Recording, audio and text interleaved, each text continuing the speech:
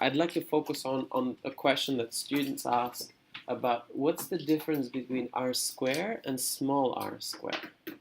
Okay, are they always the same thing? Are they different? And I'd like to try and illustrate this by using this in lecture exercise 6. Okay, so if I go to that in lecture exercise 6,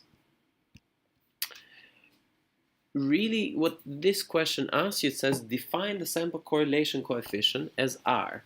So R is sample correlation coefficient.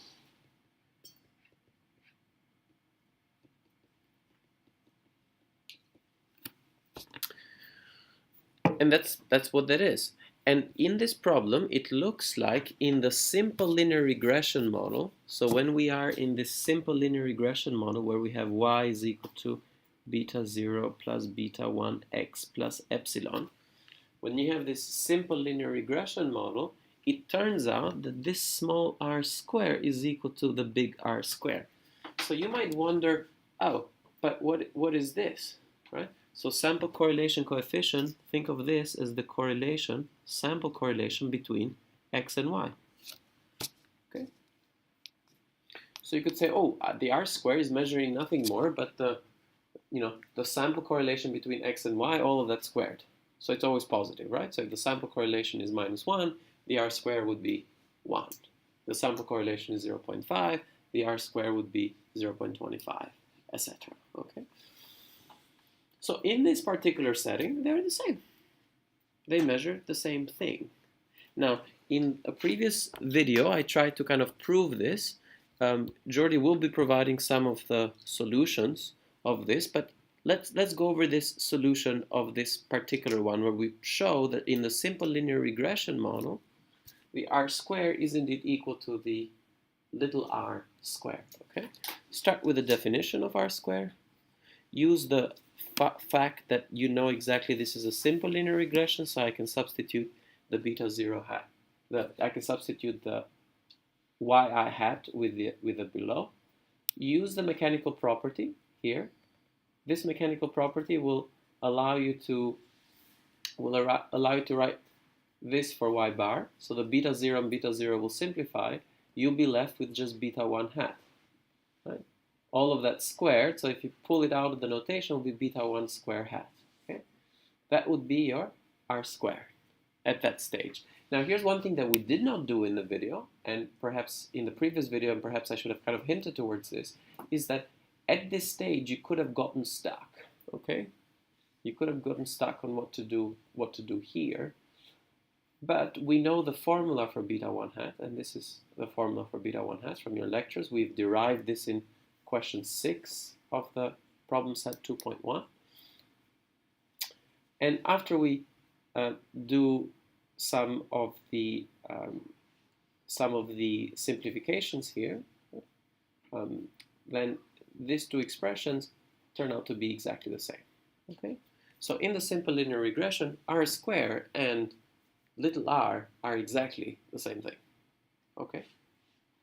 What about if I have multiple regressions? What if I don't have a single x, but I have many x's? Now the little r and the big R cannot be the same anymore. Okay? So what is then, this is only in the simple linear regression. Simple linear regression.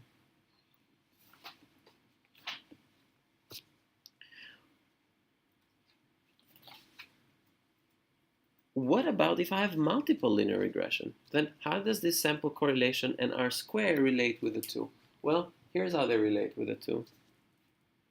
Sample correlation of y hat, the fitted value, and y will be equal to R, such that R squared is equal to this. So now you're doing the correlation coefficient between the fitted values and the y. Okay?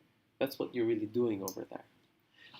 You could have thought about this being the same thing. Sample correlation of x and y will be the same as the sample correlation of y hat y. And that might be a very good homework to try. Can you show that the sample correlation in a simple linear regression model between x and y is the same thing as the sample correlation between y and y hat? So let's summarize. Sample correlation, or the little r, in the simple linear regression model is exactly the same as the r square. The moment you move away from a simple linear regression model where you have more than one explanatory variable or non-constant explanatory variable, that stops being true. And the problem that we just did, so problem 7 of 2.1 that we did in this previous lecture, really showed that, right? You didn't need to, at any point, I didn't need to assume that I was dealing with a simple linear regression model. Right? At no stage did I assume that I was dealing with just one explanatory variable or non-constant explanatory variable. And that's really the relationship between these two. So let's stop here.